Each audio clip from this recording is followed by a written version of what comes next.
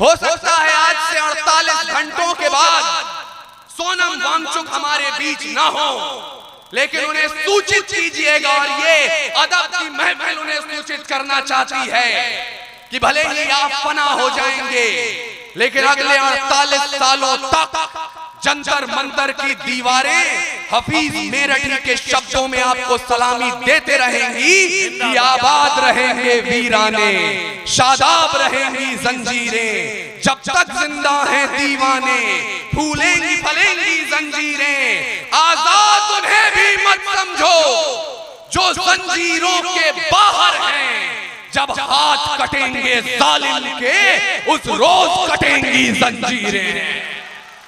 जिंदाबाद जिंदाबाद जिंदाबाद। मैं लिख रहा था वांगचुक साहब के लिए तो कोई गजल का विषय नहीं है, वो कविता का विषय नहीं है, सादे सादे 10 मिसरे, लेकिन आपको लगे कि मैंने ढाका की जबान बोल दी है तो मेरे साथ हो जाइएगा।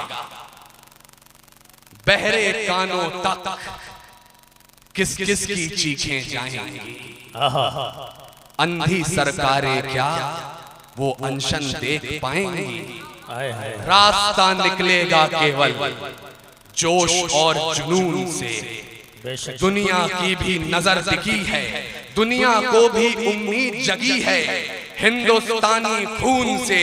मैं एक ख्वाब देख रहा हूं, मुझे नहीं पता ये मुकम्मल होगा कि नहीं, लेकिन ख्वाब देखने की आजादी है मुझे। नौजवानों से जंतर मंतर जिस दिन डोल जाएगा, सोनम के संग भारत पूरा बोल जाएगा, भाषण ना संभाषण ना वजीफा चाहिए, प्रधान तुम्हारी कुर्सी से इस्तीफा चाहिए।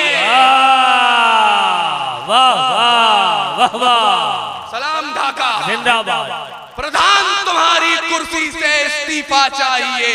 वाह, 40-50 बच्चे खुदकुशी कर गए और एक शिक्षा मंत्री का इस्तीफा नहीं ले पा रहे हैं हम लोग। ये बहुत दूर की बातें हैं, क्योंकि मैं उस प्रांत में खड़ा हूं, उस राज्य में खड़ा हूं जिसके देश की दारुल हुकूमत का आदेश था अजमल कसाब, जिसने सैकड़ों लोगों को मौत के घाट उतार दिया, इस्लाम को कलंकित कर दिया।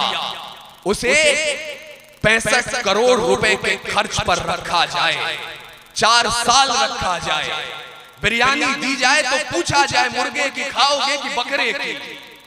क्या गुनाह था उस नौजवान का जिसने पिस्तौल फेंक दी थी, उसके बाद भी आपकी गोलियां खा रहा था? क्या गुनाह था उसका?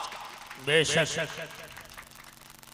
इंसाफ के दरवाजे से जब दस्तक खाली आती है, शराफत से सब मजबूरी में बंदूक निकाली जाती है।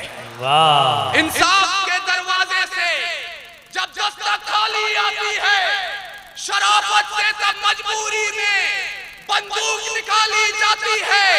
फूलन देवी शूल बना दी कानूनी लाचारी ने, 5 सिंह को डकैत बनाया पुलिस की ही रंगदारी ने, यहाँ बगावत की बंदूकों ने हुकूमत को ललकारा है और व्यवस्था के हाथों ने भरत तिवारी मारा है।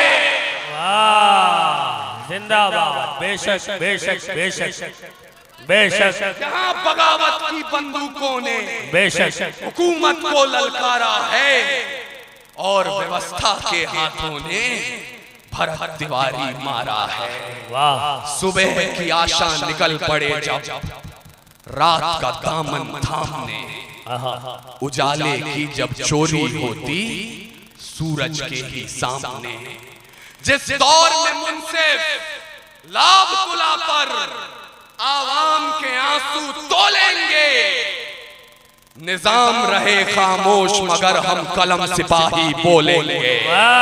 निजाम रहे खामोश मगर हम कलम सिपाही बोलेंगे। और इसलिए बोल रहे हैं क्योंकि आज मेरे सामने कुछ लोग दाढ़ी सजा के आए हैं, एक बंधु तिलक लगाकर बैठे थे। उसके बावजूद जब आपको इतिहास पढ़ाया गया तो कहा गया कि जब 47 में विभाजन हो रहा था, बंटवारा हो रहा था, एक शख्स ने अपना हाथ उठाया, बोला मैं हूं मोहम्मद अली जिन्ना, और उधर से आवाजें बुलंद हुई, पाकिस्तान का मतलब क्या, ला इलाहा इल्लल्लाह। आपके भोले भाले बुजुर्गों ने अपनी गठरियां बनाई, उन्हें अपने सरों पर रखा, उस पार जाने के लिए तैयार हुए। तभी अचानक जामा मस्जिद की सीढ़ियों पर अपनी दाढ़ी को अपने आंसुओं में भिगोकर एक बुजुर्ग खड़ा हो गया, मौलाना अबुल कलाम आजाद, और कहने लगा, कहां जा रहे हो मेरे देश के मुसलमानों, इस जमीन में तुम्हारे बुजुर्गों की निशानियां दफ्न हैं।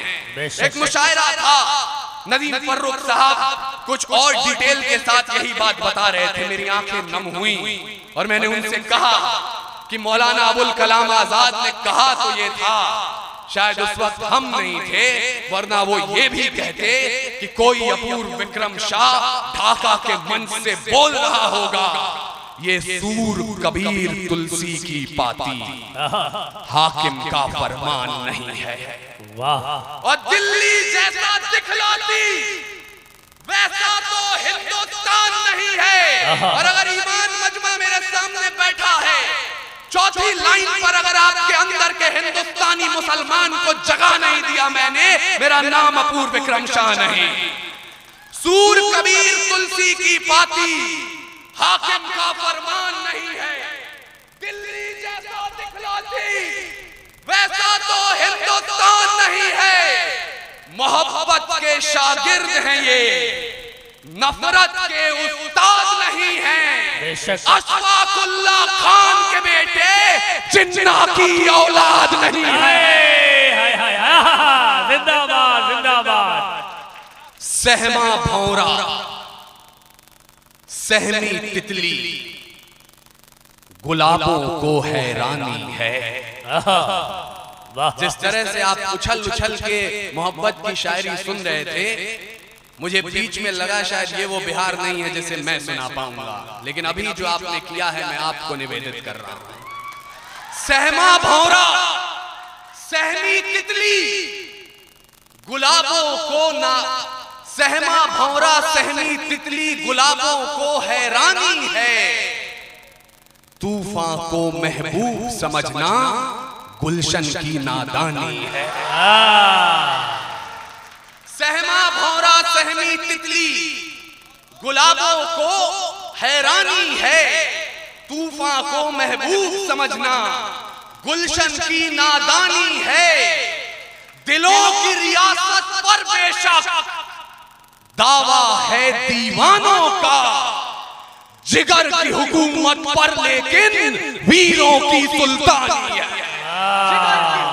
वाह वाह वाह वाह। वीरों की सुल्तानी है। हम कहां बैठे हैं, हिंदी डायस का एकमात्र कवि आपके बीच है, अपनी मौसी उर्दू के हां तो ये कहना चाहता है, शंकर का कैलाश हमारे सर का ताज हुआ है। बेशक। इसी जमीन का कोई परिंदा गुरु का बाज हुआ है।